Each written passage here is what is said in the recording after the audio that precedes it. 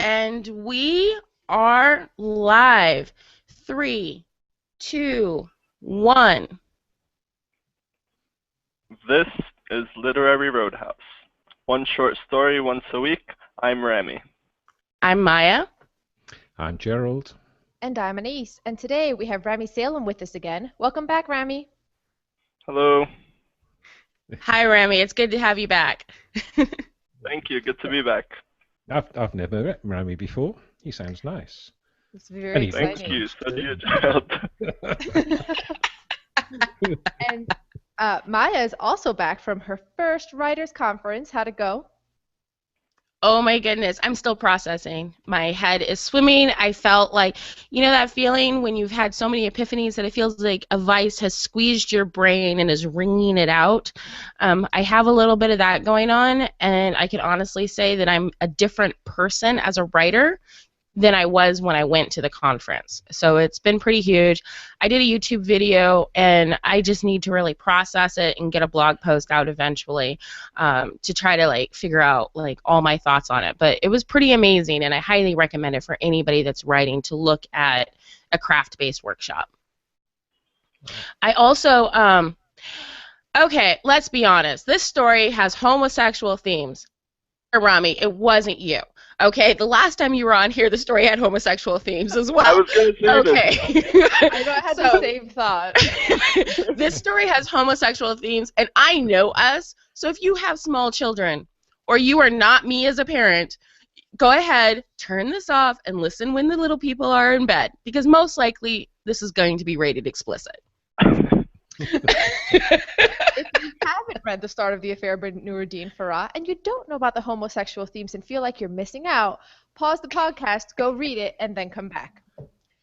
So the story follows a white South African widower, a retired professor, and restaurateur. His name is James Macpherson, and he's lusting over a young Somalian man named Ahmed Ali Moryan, who runs a store that neighbors his restaurant. Slowly, James makes his approach, hoping to woo the young man with a bevy of favors which he hopes will be repaid in affection.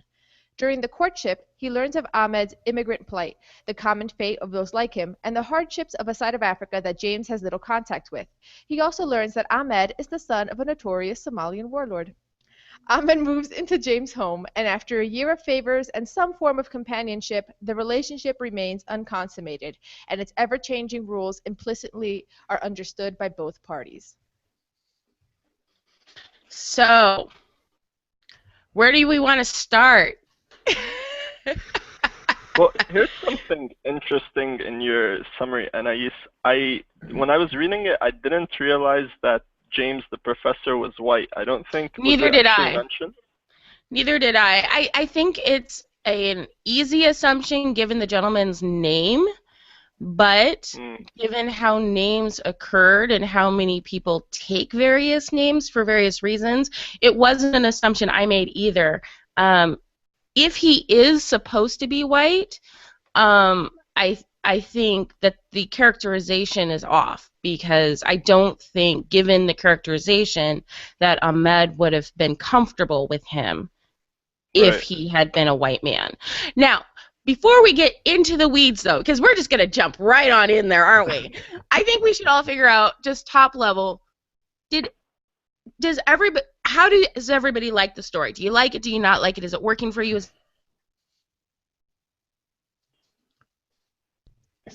For me, I didn't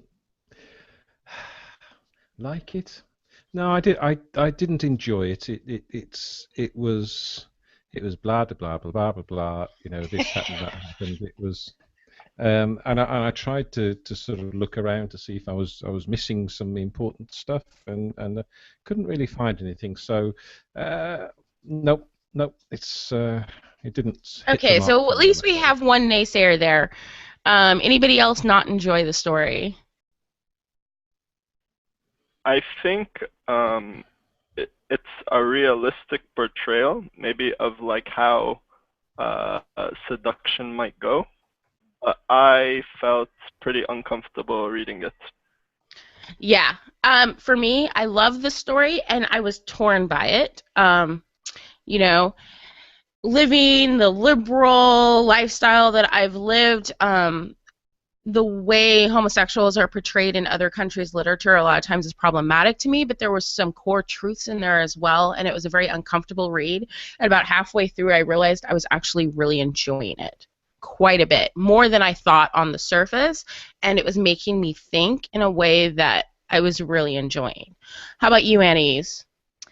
So I'd agree that I was really uncomfortable reading it throughout and also enjoying it. And I mean, I think that discomfort is done on purpose, and I think it's really slyly crafted. It's so clever. I can't wait to get into it.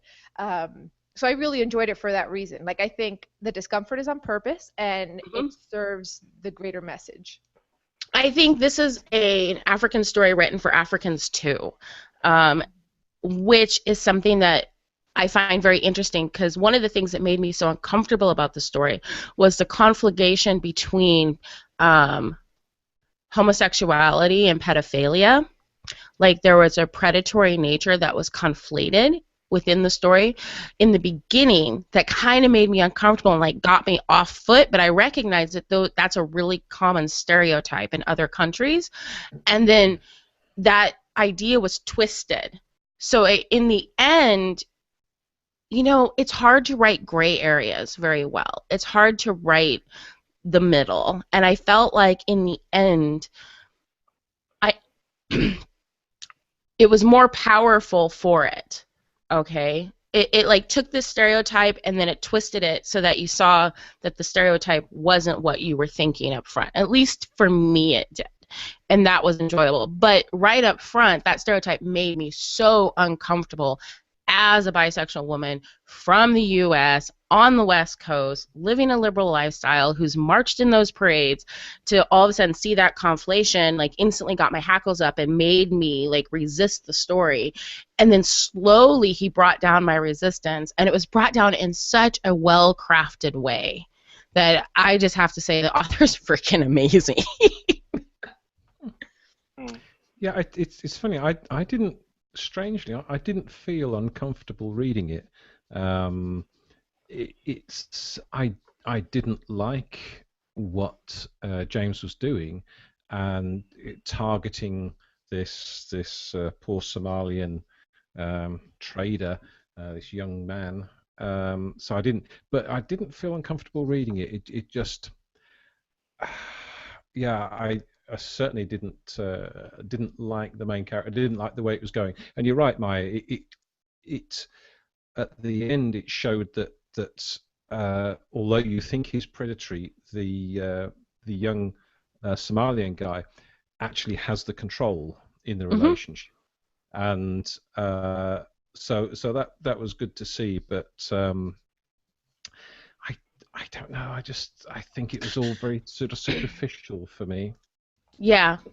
One of the things that I thought was really interesting is how much this gentleman, no offense, Gerald, how much this gentleman is acting like, and maybe this is where, Annie, tell me if I'm wrong, maybe this is where you came in thinking he was white, is that I see this a lot in older white men when they go out and get an ethnic wife, because of course, every woman except the women in your own race is more submissive, right? It doesn't matter. Like, black folks are like, oh yeah, white girls, and Asian guys are like, oh yeah, white girls, and everybody's like, oh yeah, Asian girls. Like,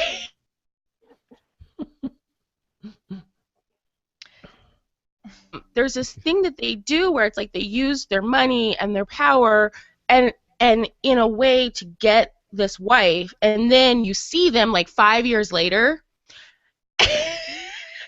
like in the grocery store getting chewed out by their Filipino wife, and they just look haggard and just like they've lost all the control. And that was something that I saw played out between, okay, I'm just going to call it, between James and his boyfriend, who to me represents a really common dynamic between the older man and the young twink. I think the only difference between that relationship and some that I've seen is that it's on paper and that they're African. It's not something that I've seen. Like, I've seen this a lot in older white men with like some 18, 19-year-old boyfriend. I haven't seen this in Africans. And I thought that was really funny because I saw the similarity at the end when he's essentially saying, not tonight. It was like, okay, poor dude. He's going to be in the grocery store getting chewed out by his boyfriend in a couple years, isn't he? Well, I think he was also white. The reason I also pictured him as white is because so he's much older, right? He's 3 times older than Ahmed, and Ahmed has to be in like his early 20s. So this guy's got to be in his 60s, and he's had privilege his entire life in South Africa. He has a white-sounding name, and he was going to a university decades ago when he met the Portuguese woman. And if you have a Portuguese woman who's going to South Africa to study at the university, there's a certain level of privilege there. So when you're showing me privilege in South Africa decades ago, before the collapse of the apartheid, I guess that's why I assumed white. That, and because I also saw that the story has this kind of political allegory to it. Like, Ahmed's kind of caught between Africa's 2 common villains, the warlords that's represented by his father, and then here's James Macpherson, which kind of has the whole like white colonial rule, the legacy, that aspect of it, which is why I think the predatory side of it was so important, because if it was completely consensual and wooing and didn't have that motif of non-consent and rape, you would undermine that kind of allegory between it, because you see Ahmed as like this sly survivalist from both his father and James, which is why I love the story so much. Which brings to question the characterization within the story. And also our knowledge of South Africa. Like, usually within any kind of segregated community, there's always a portion of the lower class that is still, you always have your bourgeois, you know? It doesn't matter, like, you know, back in the day, we had our talented 10. So the question is he white or is he black? And if you go by his name and the common assumption of apartheid in South Africa, yeah, it would seem that he's a white man, but he's characterized as such in such a way as far as his personality and the ease with which Ahmad is comfortable around him that I have a hard time seeing him as a white man. Just a quick note too, in the beginning he says that he traveled all over Africa. So I think he's only lived in South Africa a portion of his life, but yeah. See, I'm not quick to assume that everybody that was in South Africa, that there were no educated black people in South Africa during apartheid, just because I know that during slavery we had educated black people. They had to leave to get educated, but there were always a few. And so I don't know. Is that important? Is it important to know the race of James in order to understand the story? Because when I see him as a white man, it changes the story. When I see him as a white man, it makes the story more interesting, because it brings. When I see him as a white man, it makes it less interesting. Oh, this is interesting. How is it less interesting? Because the dynamic of the gray, like, I see, if it's a white man, this is going to sound horrible, but given the history of power within the country, it feels more predatory if he is white than if he's black. If he's black, then the predation is much more of a gray area, and I find it a lot more interesting to be in that gray area of, is he a predator or is he a guy doing the things that guys do when they fall for somebody, and it's making me uncomfortable. Like, I find that a lot more interesting. Horny white guy finds a black boy that's young and thinks he's hot. I think the if he's not white, because I took him to be white too, and early on it said James had thickened with age, gaining much weight. His once slim body had ballooned outward and paunch extended far ahead of him, and that's, you know, yes, black guys can be like that, but the stereotype. Do you think all black guys are Jack, Gerald? Was that what you just said? Did you just seriously go there? No, why did you say that? No, look at African politicians. They're all fat and tubby.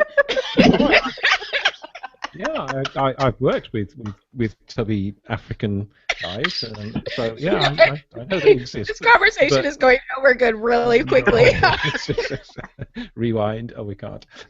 So yeah, you know, the name James sort of conjured up a white image, and that descriptive text sort of backed that up for me. And I think if he wasn't white, then the author should have made it a bit more obvious to me.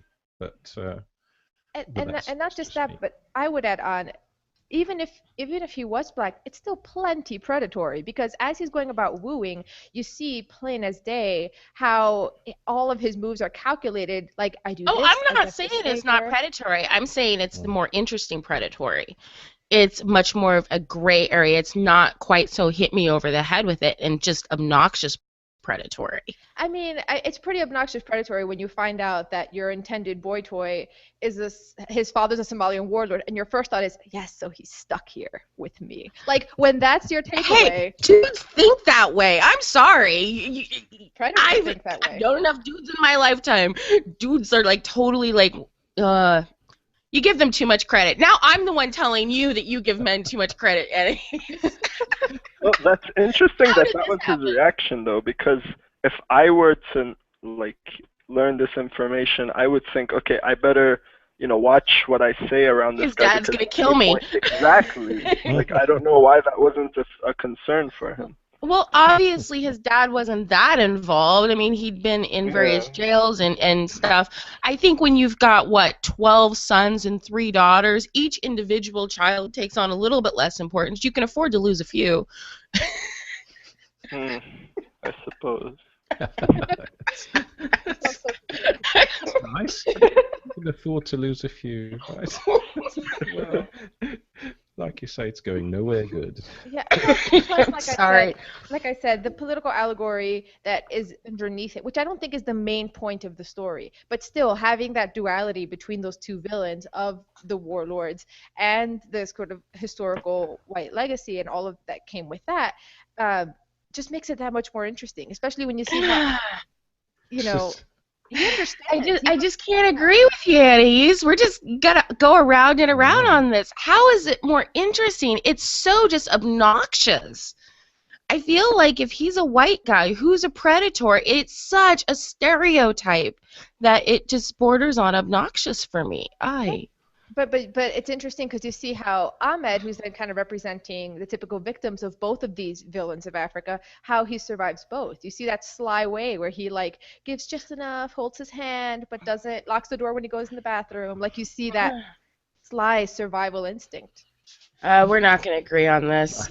I really feel like if he's white, then this is relying far too much on stereotypes to the point that it's almost obnoxious.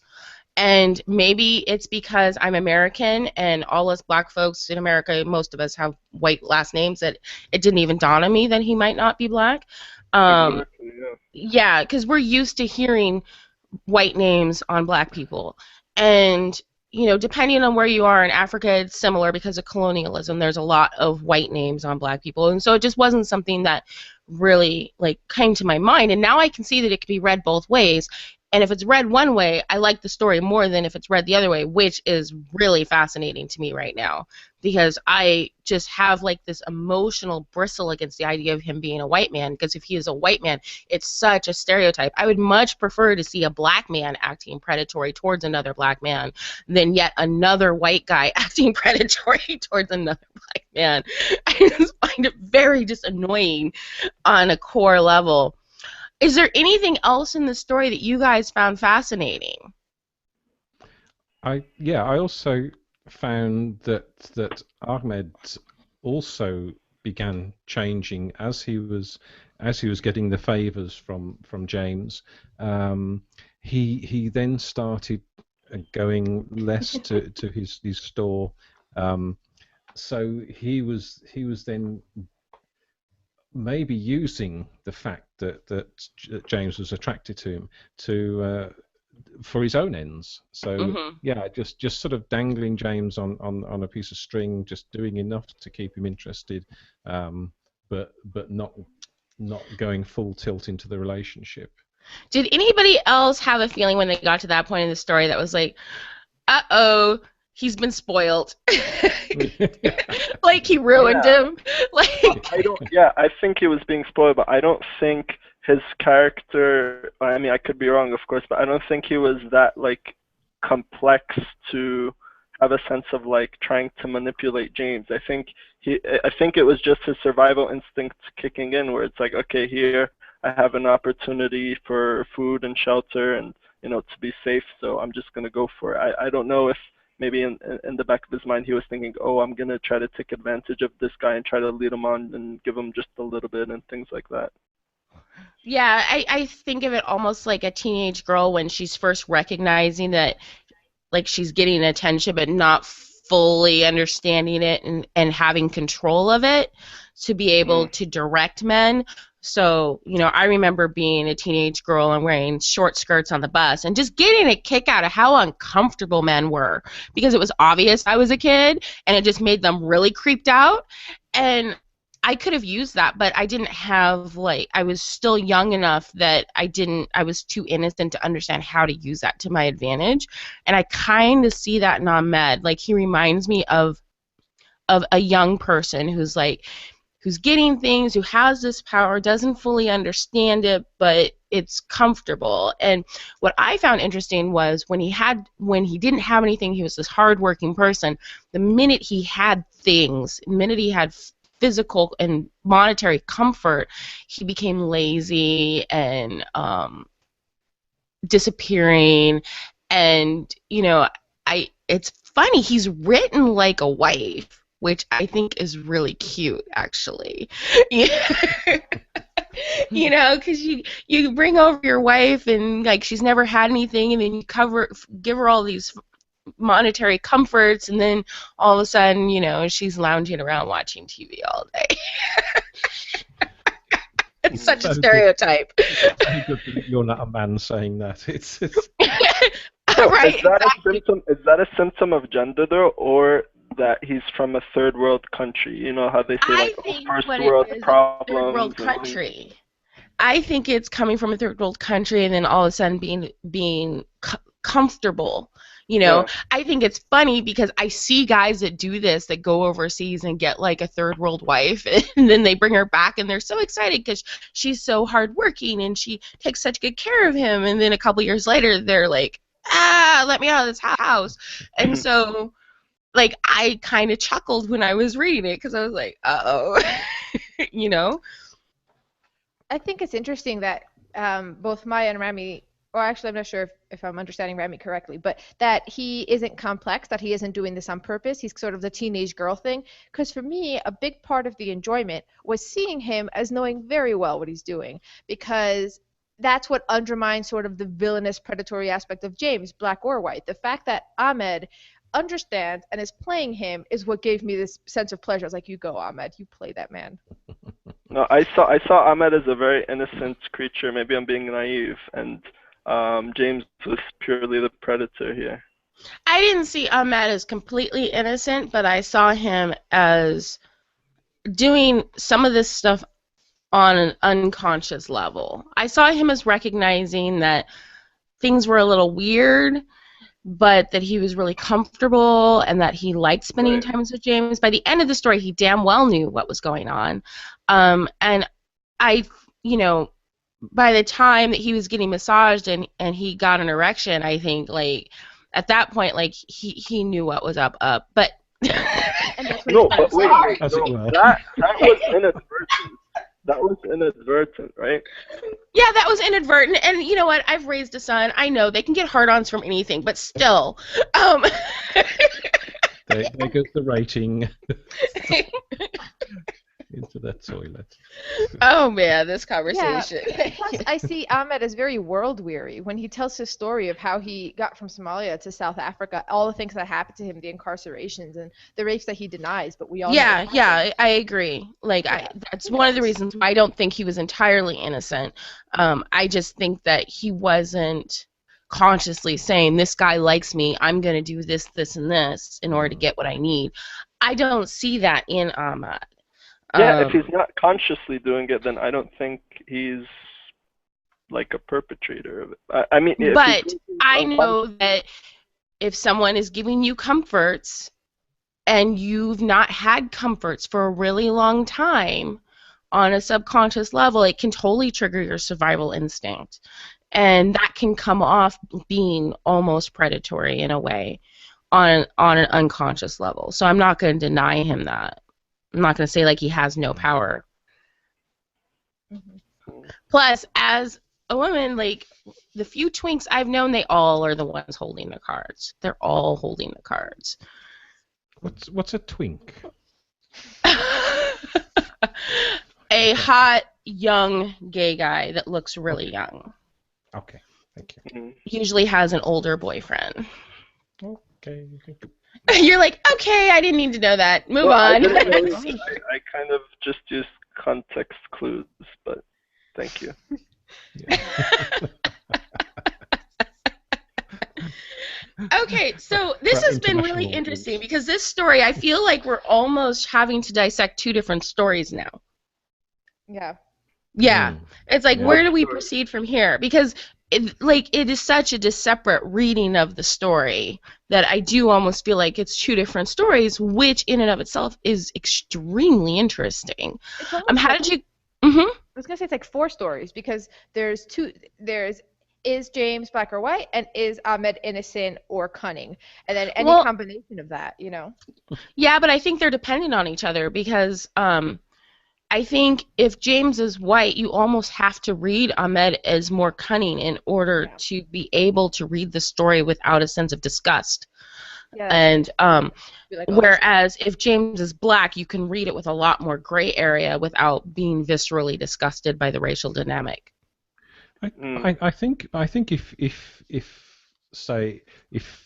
take the position that Anais and I do, that James is white, and yes, it's predatory, and yes, it's distasteful, but it's part of the story, and the beauty of it is that towards the end we see that it's, you know, the tables are turning, and it's not so predatory after all, and also, so in that way James changes from being a predatory, perhaps possibly white, older, chubby man, to someone who is enthralled to this young black guy. And also Ahmed changes as well, because he goes from this Somali poor, sleeping in his shop young guy to someone who has, you know, access to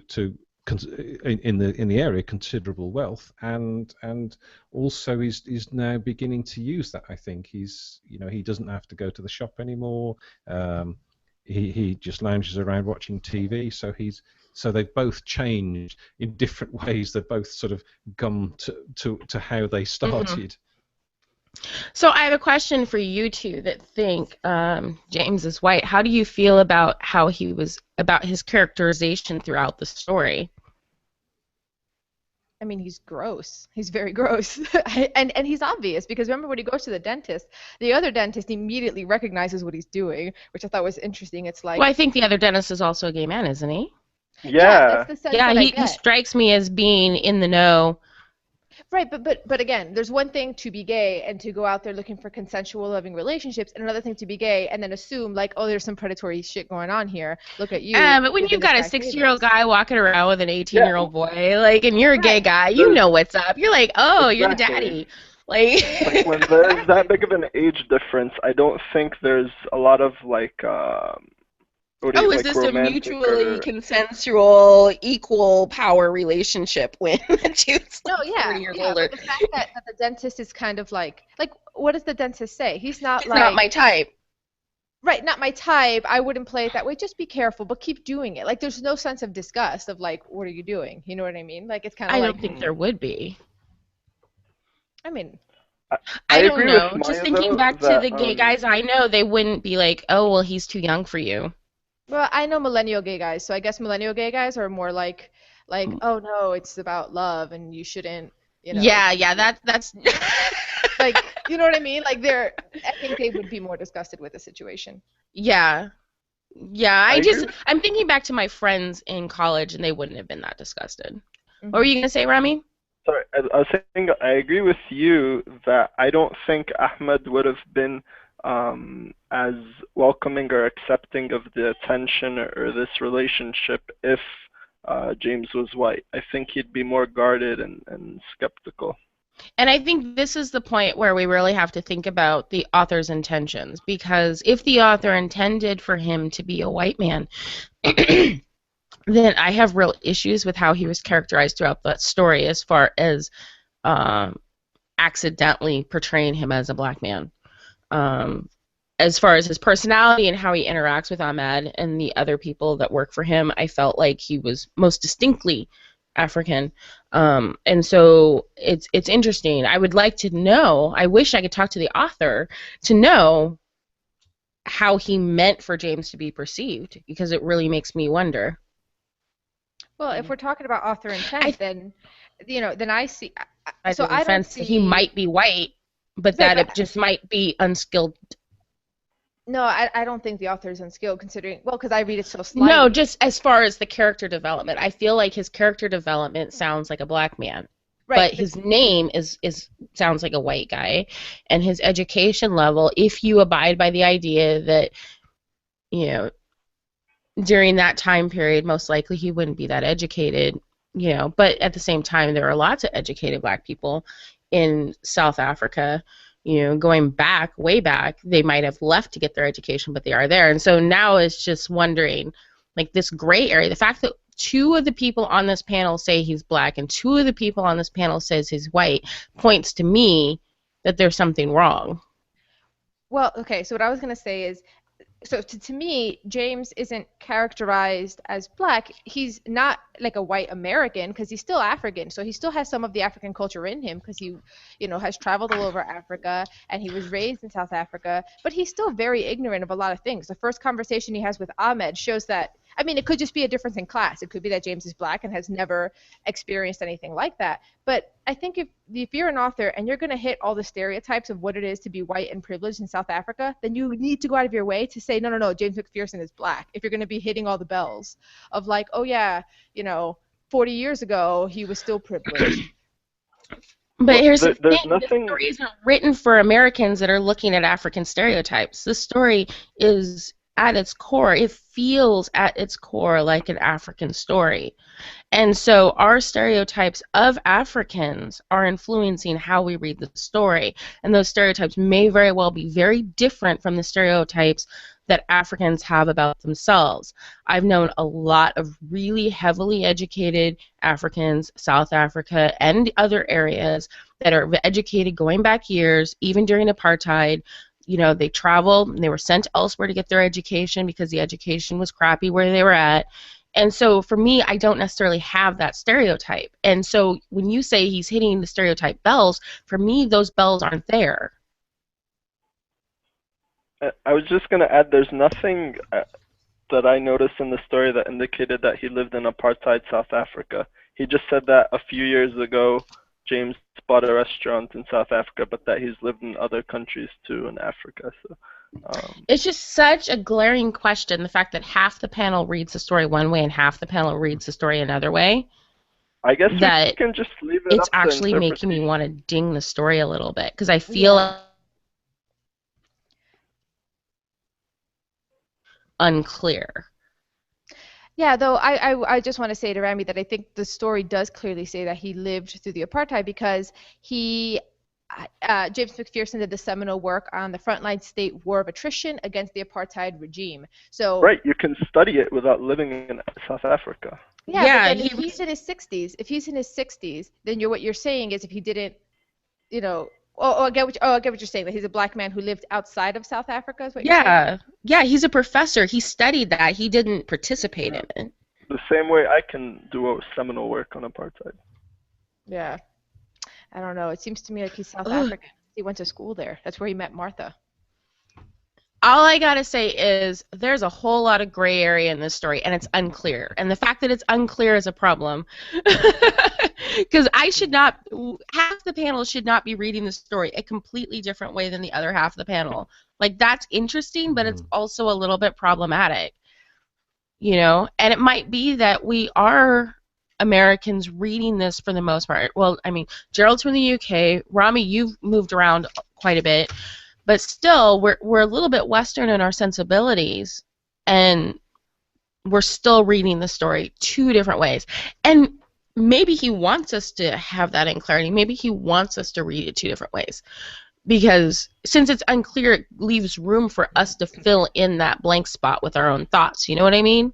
Mm. So, like Gerald, he hears paunch and he instantly thinks white guy. You're not living that down, Gerald. Well, perhaps I'm reflecting some of this character's attributes on myself, but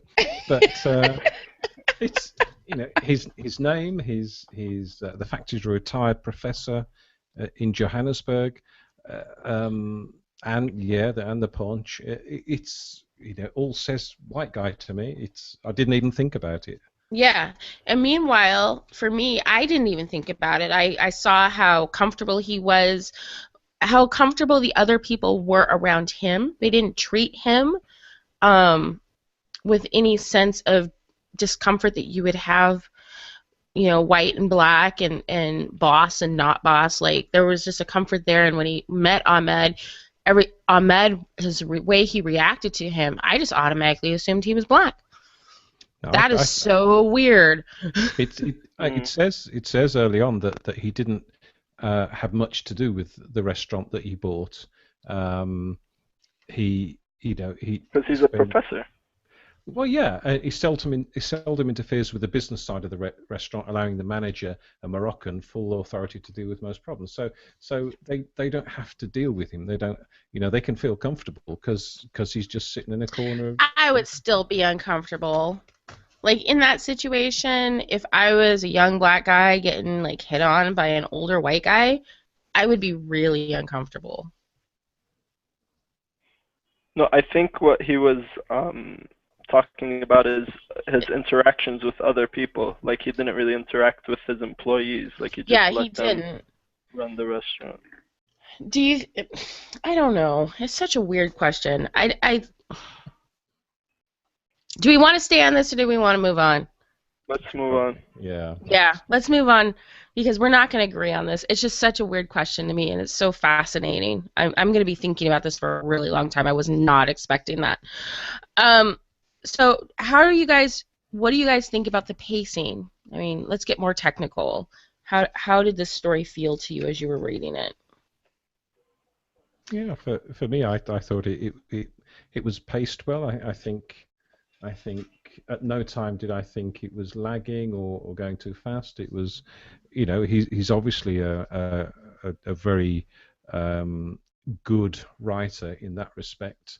Yeah, so as it read well. It was just the lack of depth for me, but yeah, it was okay. I felt like it had a really nice, consistent pacing that kept me going. It kept me reading, which is hard to do when you write a story that you're telling and it has so few scenes. I felt like the story, there was a lot of telling. It was written in a very literary style, and yet at the same time, at no point in the story did I feel like I could close the story or stop reading the story or wanted to go take a break. It was one of those stories where I just kept turning the page, and that's kind of hard with a literary style. I found a lot of short stories are not able to make me do that when they are doing so much telling. How about you, Rami? No, I liked the pacing. I was following along well. I didn't think anything was rushed. I just felt like all the events just seemed to be a natural progression of things. Mm-hmm. Anais? Yeah, no, I agree. I'll admit that when I first sat down to read the story, it was super late at night, and I was debating whether or not I should stay up and read it or not. So I went down the scroll bar to see how long it is. I'm like, oh, it's so long. But then, because it was late, it was very late. But then I started reading it, and I get to the end, I'm like, that's it? Wow. Like, I didn't look at the scroll bar. It was not slow at all. It took me there, and I stayed with it, and I didn't notice the time go by, which is all you could ask for. Yeah. This pacing and the skill, I felt like the writer was able to manipulate my emotions and to make me think one thing and then surprise me with something else. And it was something that I enjoyed about this story quite a bit. And I feel like the writer is also he's like a little bit of a weeble. Like he knows what he's doing in the beginning, where like before he clues you in completely to how predatory James is. When he's thinking about the Somali boy back when he was in Somalia, his friend's kid, the teenager, and it goes, James was so beholden to the boy's parents that he could not bring himself to take advantage of the young thing. And he just kind of throws it in like euphemisms, and he's like daring you to be like, are you freaked out? Are you like he's just like I felt like he was taunting me at all times. I love that line actually. That line, I was like, really, dude? Really? Yeah, like casual pedophilia. Did you catch that? Are you disgusted? Like, why are you a weasel? And then when I saw how he was with Ahmed, I actually went back to see just how young the guy was, and it does say pre-teen. Yeah. And that's what pissed me off, because gay guys that like twinks they're not the same thing. Liking a twink and liking a preteen boy are two different things. And that just kind of like pissed me off. But then like I recognize that maybe he did that on purpose to make us fall for the stereotype and then to be able to twist it later and to turn the stereotype on its head. But oh man, that irked me to no end. Yeah, and also it's such a subtle way to clue you in to how. I mean, I see James as very much a villain in this, because it's not that he's not going to force himself on a preteen because it's a child and that's wrong. It's because his parents were nice to me. I guess I shouldn't, hurt them. Like there's just like this like twistedness to the way that he's such a moral pedophile. No, I wouldn't go that far. Good Lord. It's just such a mess. He's a mess. Were there any parts of the story that you didn't like? Let's dig into what you guys had problems with. Because there's always something. That's one thing that I learned from the conference I was at. Our workshop leader said all stories, all novels, all writing has problems, but it's a point of taking what you do well and bringing it to the next level. And so we've talked a lot about what he does well, and I'm just curious, what do you think is not as well done in the story? For me, personally, it's difficult to disassociate, and this is probably a bad thing on my part, but it's difficult to disassociate the story with like the way the story is written with like the events of it. Like I can't shake like my discomfort from reading the actual events in the story. I think it's well written, but at the end of the day I still don't like it just because of the discomfort it caused. Yeah, it was an uncomfortable story for you. I like uncomfortable stories. Yeah. Challenging. Yeah, I do. I like stories that make me mad or make me creeped out, or make me upset, make me happy. I just want to feel something. And I don't know, maybe this is a stereotype too, and for third world countries or African countries, I'm not sure, but it always seems, so this is the second, no, this is, I don't know what time, but this is not the first time that I've seen an elder gay man portrayed as rich, and then using his affluence to sort of like lure some poor young guy into like possibly engaging in a sexual relationship with him. I don't even think that's necessarily an African stereotype. I think that's a U.S. stereotype as well, that gay men have money. And it's not true. There are some, and part of the reason for that is historically they've been able to spend more time on education and everything, and they benefit from the $1 for every 75-cent thing we got going on. But that is a stereotype, period. That gay men have money, that gay men like use their power to get young boys. Like that is such a stereotype. Because it reminded me of a story, an Egyptian author, but it was actually made into a film called the Yacubian Building, and it also explores like a lot of taboo topics like rape and other things, but among them was also like this elder gay person luring this poor young guy into like a romantic relationship and so forth. Which makes me wonder, because you wouldn't necessarily see that in an American movie theater. So it makes me wonder if you're in an area where gay rights is such a problem, and then you are approaching one issue within the community, do you almost have to adhere to the stereotype in order to get the general populace to understand? Like, do you have to like Not come even in adhering to understand, the but to stereotype accept. and then later change it? Because if you come in with a fully fleshed human being, they're not going to believe it. They're automatically going to be like, well, that's not a gay man. That makes me wonder. Because if you look back, like older literature about black people was the same way. Like earlier literature, you looked at black characters, they were so stereotypical, they were so one-dimensional. The first movie stars, the first roles that blacks had in our movies were very stereotypical and annoying, but it took those roles in order to get their foot in the door. So I'm wondering if that's a little bit of what we're seeing here as far as the adherence to stereotypes, because you mentioned the Egyptian story, and I know I've seen it in Bollywood movies. I had to figure out what I was trying to say. I know I've seen that in Bollywood movies too. So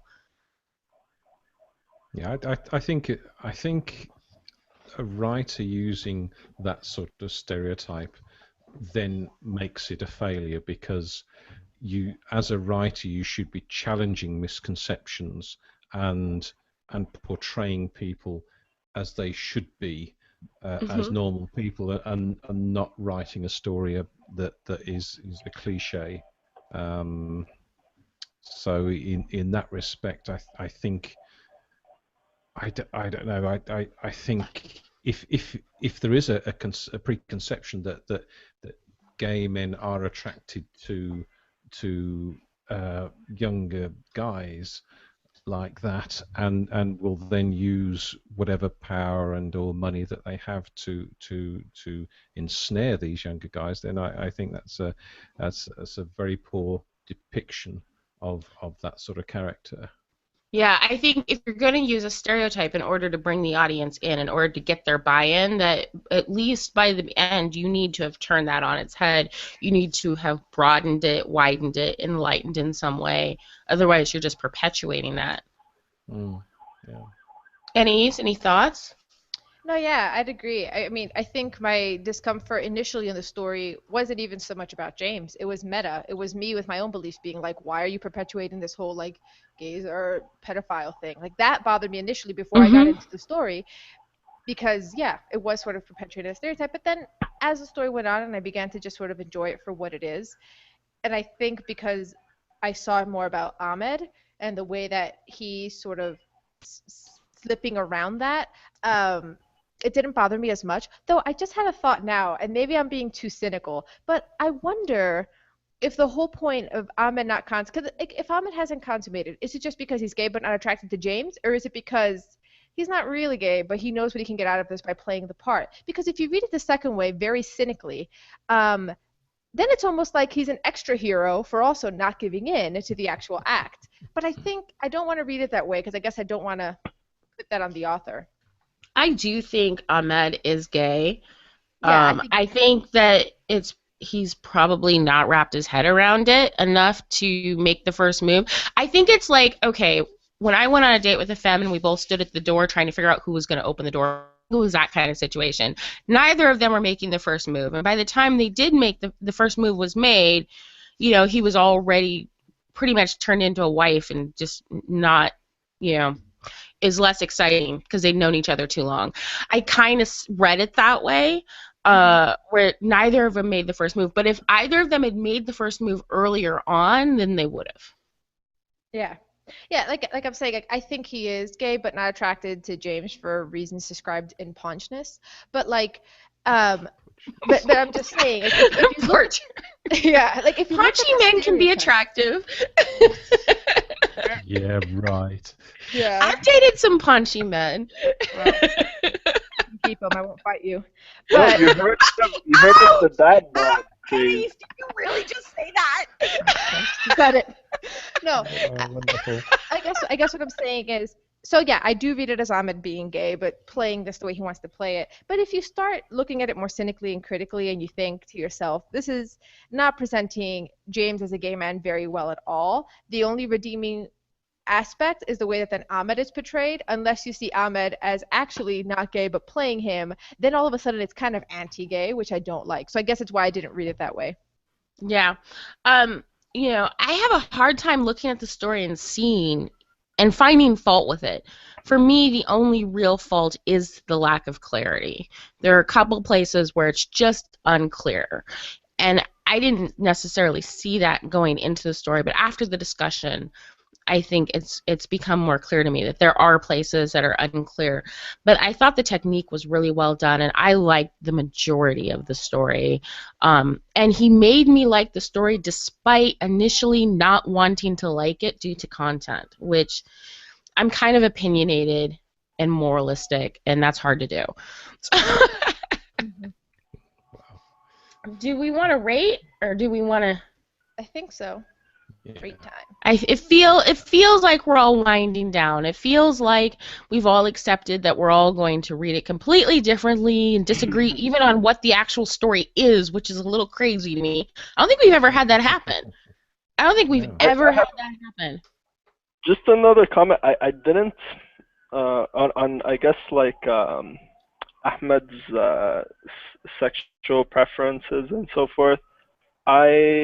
That's a good question. I think even if he is gay, I'm not sure if he would outwardly admit it. Because there's another aspect to it. Again, this comes from my own background, but it's clear that he was brought up in a Muslim environment. Somalia is a predominantly Muslim country.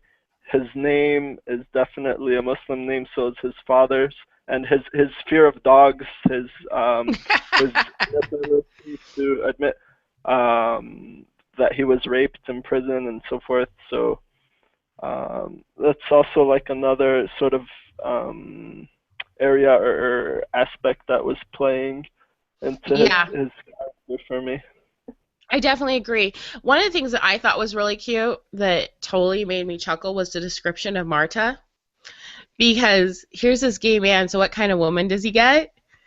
A super skinny girl with short hair, and I just totally cracked up. I was like, really, dude? I was like, really? That's like another stereotype right there and a half. Okay, so this is going to be interesting to hear what everybody rates the story at. I'm really curious. Anais? So, I'm a little torn. My instinct is to give it a 5. I really like it. I think it's well paced, solidly done, especially the way that I read it. But, I'm with you that the fact that we don't know what James's race is and that it seems to matter into how you read this story is a little bit. It bothers me a little bit. I guess not really because I'm so sure of myself that he's probably white. But at the end of the day, if Nuruddin Farah jumped in on this call and said no, he was black, I'd be like, really? You should have signaled that because you're hitting all the white guy stereotypes for me. So I guess I'm gonna go with 4.5. Yeah. And how about for you, Gerald?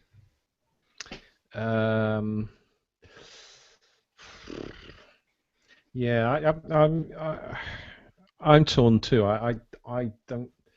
It's an okay story. The topic, the subject matter doesn't bother me, but I just think there's no depth to it, and it's a little bit cliched, and I think it's worth 3 for me. And Remy? I think to settle this debate once and for all, you folks should just invite him to the next episode and ask him what's the race. He might not like what we said. It's dangerous. He might send us hate mail. What do you mean he's not white? Of course he's white. Don't you see what I wrote? Well, you Or the other way. Which one could it be? I gave you my rationale. I know some people might not agree with it, but I'm giving it a 2 just because I was very uncomfortable with the material. I just based on the fact that I don't think I'd ever read this story again.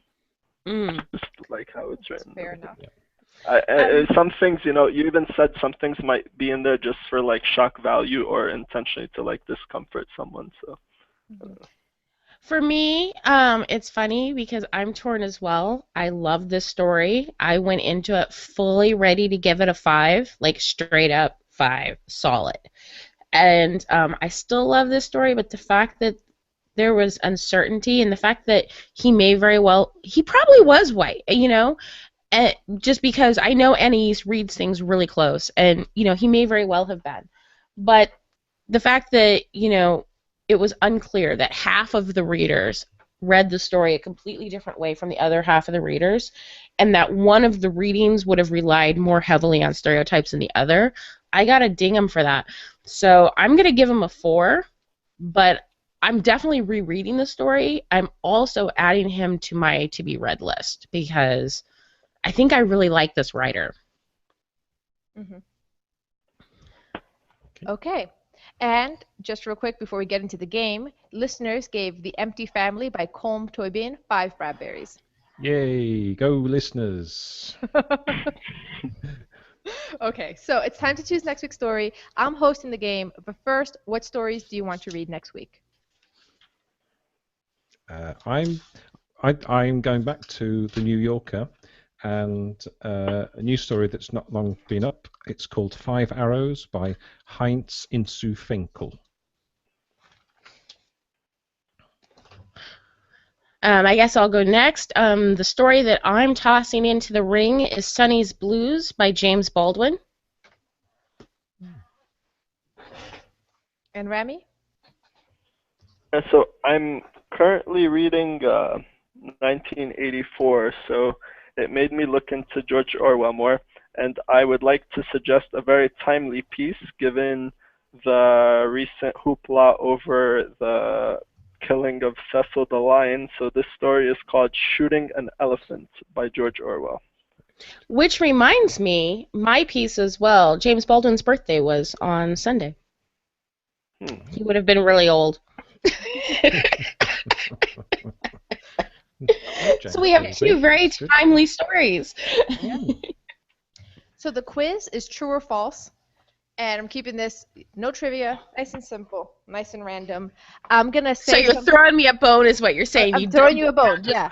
Yeah. Gerald and I discussed this. I prefer trivia actually. I know, Ravi, but Gerald and I discussed this, and we decided that Maya is just too nervous when it comes to the game. All her facts just leave her brain, and she's just there like a child. I like it. It makes it so that I don't have to write as many author spellings. Okay. Yeah, waiting is a blessing and a curse. Okay, so I'm going to say something. Tell me if it's true or false. Rami, you first. So, okay. Ostrich racing is a real thing with jockeys on their backs or ostriches pulling a man in a chariot. True or false? With jockeys on their backs? Yeah, like people riding an ostrich and racing them around a track. Is that true or false? True. It is true. Okay, Maya. Hippos secrete a natural sunscreen in their sweat. Gerald's laughing over there. I'm going to say true because it sounds so crazy. It's probably not true, but I'm just going to say true because it sounds crazy. It's true. It's true. Wow. Gerald? Yep. The oldest fossilized human hair was found in hyena dung. That's Look on your face. Did you say false? I said false, yes. It's true. Oh. Right. Okay, back to Rami.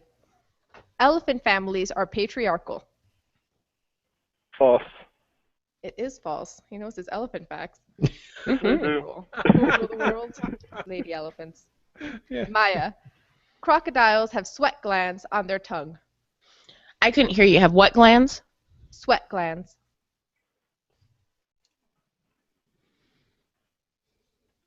False. It is false. Ooh. Gerald. Yep. Dung beetles are astronomers and use the Milky Way as a compass. Why have I had 2 questions about dung? What's going on here? Beetle drummers. No, that's false. No, it's true. You need to believe. Really? Yeah, it really, is apparently. true. I know this. Oh, that's crazy. Mm. Rami, white hippos can't jump.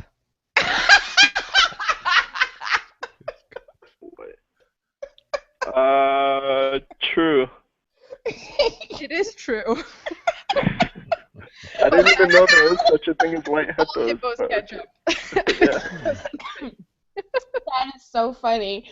Hi. Okay. Okay, Maya. Giraffes can't drink water for too long or they pass out. True. It is true. Okay, Rami, this is a tiebreaker. If you get this right, you win. Okay. The average giraffe tongue is 10 inches long. True. Nope, it's false. It's 20 inches. Oh. Yay! James Baldwin! I got tricky at the end. Yeah. Woohoo! We're gonna read my story. We're gonna read my story. Okay, we are reading Sonny's Blues by James Baldwin. Okay, and before you read that, let us know what you think of James and Ahmed. Join the discussion at literaryroadhouse.com and leave an iTunes, Stitcher, or Spreaker review. And if you enjoy our show, maybe your friends would too, so tell them. Until next time, read a good story. Do, do, do, do, do, do, do. Where's my off button? Oh, there's it is. That was fun. That was good. Mm-hmm.